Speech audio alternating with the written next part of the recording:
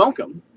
I'm David Bannock. This little video is going to introduce you to the course requirements and grading scheme and requirements for Philosophy 107, which is the ethics seminar.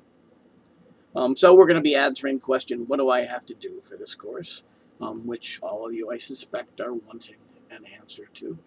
The first thing to talk about is the text. There's only one, which is The Quest for Moral Foundations by Professor Brown. It has introductory explanations of each of the moral theories that we'll look at, but we won't be talking too much about the readings from that text. It's mainly a background for you. The vast majority of the readings will be found on the schedule. There's a link to it right front and center on the Canvas page. I'll show it to you later. But when you click on that link that says schedule with links, it takes you to each of the days of the course, and then a link to the readings. So you can click on the reading for each day and it will take you to that particular reading. So the reading listed for each day is the reading that you should have already done when you come into class for that day. So for Friday, the reading is from Aristotle's Nicomachean Ethics when we start our unit on Aristotelian ethics. So by almost all of the readings for the course are linked to our online and are linked to from this online schedule. Also on the schedule you'll see are all of the debates that we'll talk about, all of the unit quizzes, all of the reading quizzes, basically everything that's due for the course you can find on that schedule. And here's how the grading will be broken down for the course. About 20% will be in class engagement, and that's split up into two different parts. 10% is just class participation. The course is a seminar, so we'll introduce you to the theories and the arguments, and then we'll talk about it and see what you have to say about it. So your just everyday class participation is 10%. You'll get 1 grade for the semester. You get 3 free skips. After that, additional absences take a fairly hefty chunk out of your grade. The second part of the engagement grade are the debates. We're going to have to talk about what those are in just a second. But there are 10 different classes during the semester that are devoted just to debates of contemporary moral issues. You'll sign up for one of those debates, and they'll be led by students who will present us with basic arguments and defend positions on those questions. But at a particular point in the debate, we'll open it up to class discussion, and you'll each get a separate grade for your participation on each of those 10 debates. So that's what that is. Another 10% is your grade on those 10 debates, and you get to drop one of those, so you can miss one without any effect to your grade. I'll drop the lowest grade. There are going to be regular reading quizzes. I'll talk about what those are a little bit later. That counts for 10% of your grade, and you can drop 2 of those. I'll drop the 2 lowest grades, so you can skip 2 of those reading quizzes, which are designed just to get you familiar with the readings before we come in and talk about them in seminar. The debate that you'll sign up for to present and to lead is worth 20% of your grade. And as you can see, the lion's share of your grade comes from the unit quizzes. After each of the moral theories that we'll study, there will be a unit quiz, and we'll talk about what's on those and how to prepare for them. And then 25% of your grade is the final. And we're going to go over each of those different components in a little bit more detail, but that's the breakdown of the percentages. So to get started, you're going to want to do the startup checklist, which will just explain some information about your name and your pronouns and anything I need to know to help you succeed in the course.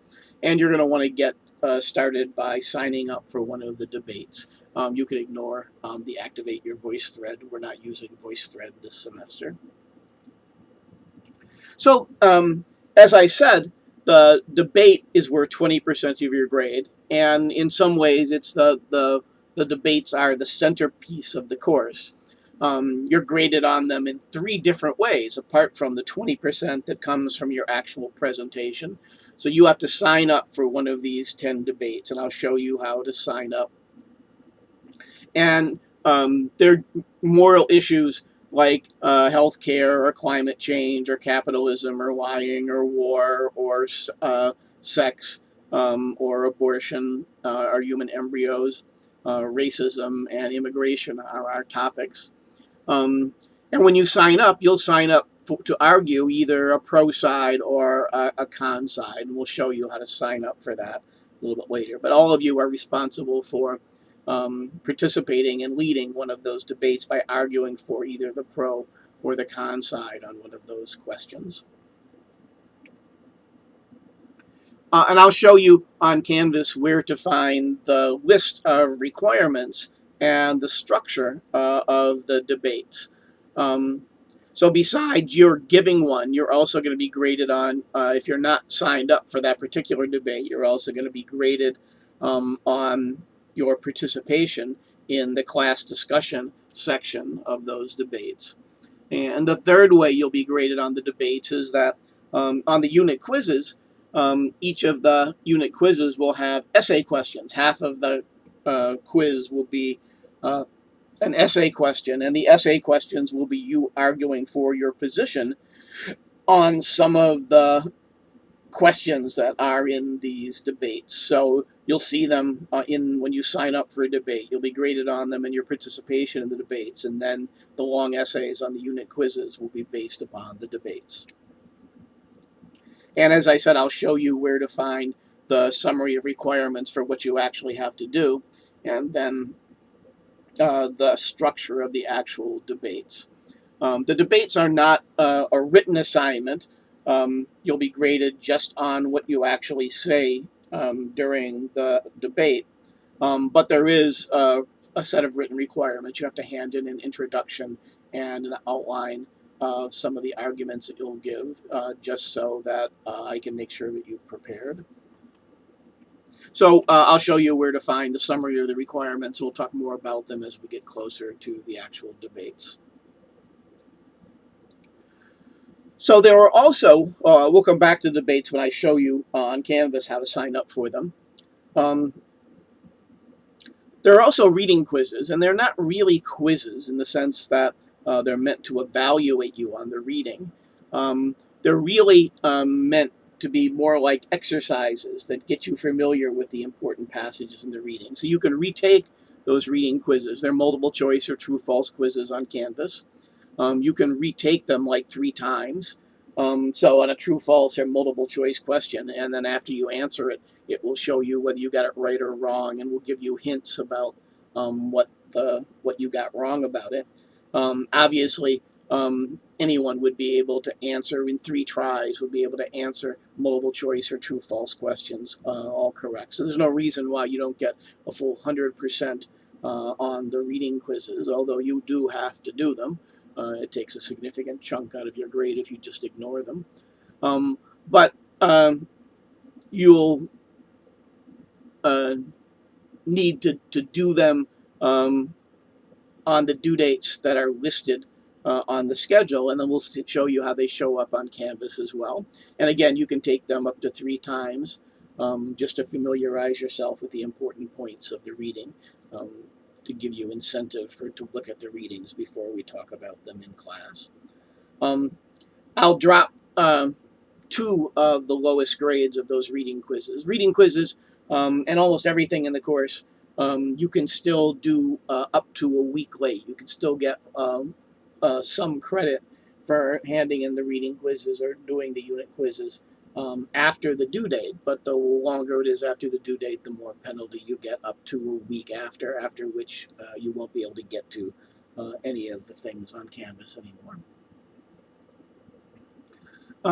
As I said, after each of the different moral theories that we look at, there'll be a unit quiz, and that will there'll be review sheets for each of those quizzes. I'll show you where to find them on Canvas. And half of the quiz will be multiple choice, true, false, short answer material on the basic ideas of the theory. But then there will be a list of short essay questions that will be based upon the debates that you'll have to argue for a position on. And we'll talk more about those as we get into it. But there are no exams, midterm exams. Instead, we have these unit quizzes. We have one on Aristotle, one on utilitarianism, one on Kant and natural law, and then one on the section on the ethics of love. And then a quarter of your grade comes from the final. And you'll have a review sheet for the final, and the long essay question and the material that's covered on the final is already there on the review sheet. We can talk more about the final as we get closer to it, but you'll find already in the exam section that I'll show you the material for the final. So hopefully you've used Canvas before, but I wanted to show you some of the parts of our Canvas site that you'll need to be able to be familiar with in order to be successful in the course. So right down the middle, you'll find the syllabus, which basically just has everything that I'm telling you in this video. Then the schedule with all of the links that I told you about. The link that's called remote content contains all of the slides from the classes, as well as videos of the lectures. If you miss one, you'll be able to go back to and review or catch one that you missed because you had to be absent. So remote content is where you'll find those things. There's a section on course information, which contains just basically the schedule and the syllabus and general information. There's a link on the unit quizzes and the exam, final exam, which contains all of the review sheets for the unit quizzes and the exam.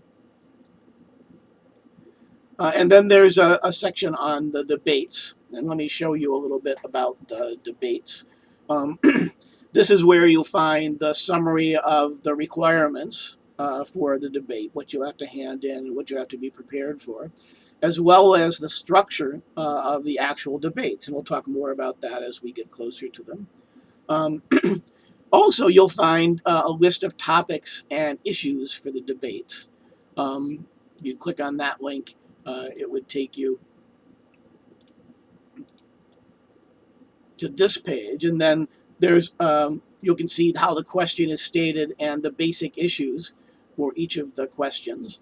And then there's a link that will take you to a PowerPoint that summarizes the basic arguments that we'll study in class before the debate that each side is responsible for, that serve as a starting point for the people who sign up for the debate. And if you're not signed up for the debate, there are no readings for the debate day. I would expect that you would go to that page and look at the PowerPoint and familiarize yourself with the arguments on either side and be prepared to give your opinion on them and discuss them. This debate page is also where you'll find the sign-up sheet, and let me show you a little bit of that. If you click on that link,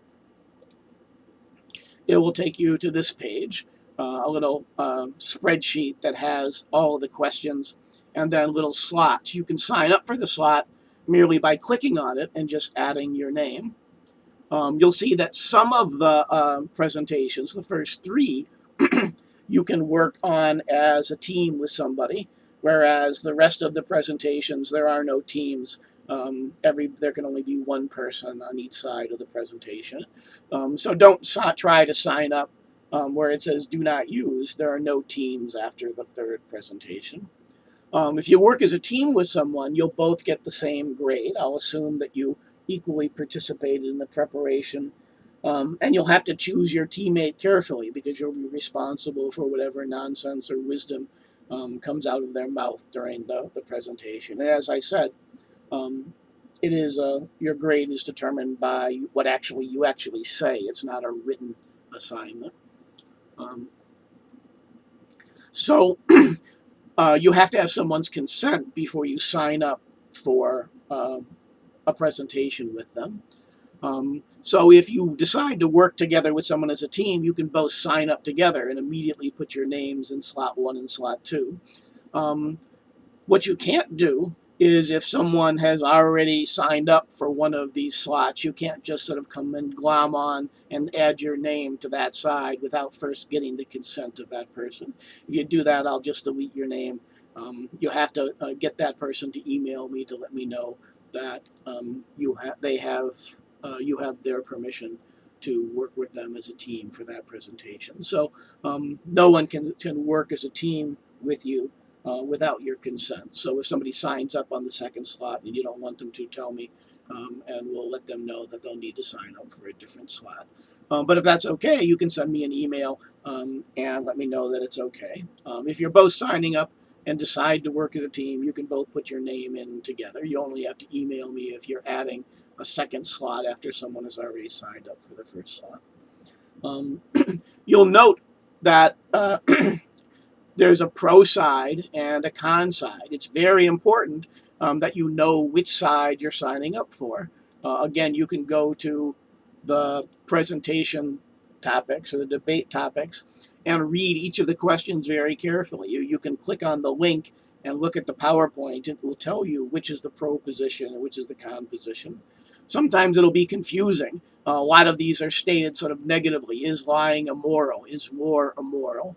The pro side would say, yes, it is immoral, which means, no, don't lie. You're lying, lying is bad. Whereas the con side would say, lying is not immoral, which means lying is okay. So make sure when you're signing up for the presentation, make sure you parse all those double negatives and understand what you're actually signing up for. When you sign up for pro answers yes to that question, however it's stated, and con answers no to that question. Again, you can look at the slides that go with each of the debates to see exactly what the pro and the con side are. So as soon as as soon as possible, you should sign up for your debate topic. If you wait too long, you might end up just getting one of the topics assigned to you when we get to it and no one signed up for it yet. So sign up sooner rather than later for your debate topic. And again, I'll show you where to find that. You can find it on the debate page that you got to from down here on our Canvas page. The other thing that I wanted to show you on our Canvas page is the to-do list. Everything that you'll be graded on that you'll have to hand in the course will show up on this little to-do list here. It will have the due date, and it will have a link that will take you to instructions on what to do or the place where you have to do it. And everything will show up at that point, including the reading quizzes. You'll have to look here to see when there's a reading quiz due for each particular day. I don't know if you know this, but as you go by, as you complete each of these, you should X them out on the to-do list. If you don't X them out, then none of the new or more current assignments will show up. They'll be hidden down here at the bottom, and you won't see stuff that's due today or this week if you never X out the stuff that you've already done or X out the things that have already passed. So as you complete each thing, exit out on the to-do list as you complete it. You can always find all of the assignments over here on the assignment tab.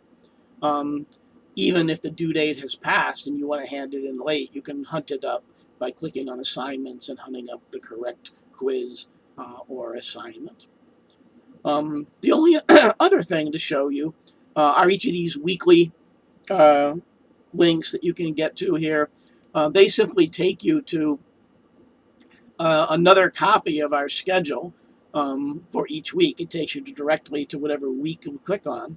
And there are extra resources, extra things that will help explain some of the material, extra readings, some study guides, and other things that will help you dive a little bit deeper and understand a little bit more clearly some of the material. None of those extra links are required, but you might find them useful. I encourage you to take a peek when we start each subject matter at the extra resources, some of which may help you explain some of the difficult material or give you additional readings that may help you come up with arguments for the debates or for your essays. So hopefully that shows you everything that you need to know to succeed in the course about what you'll have to do. If you have questions, you can email me. I'm pretty much tethered to my devices, and I usually get back to your emails at about the same day. There's a question and answer forum on Canvas that you can use as well.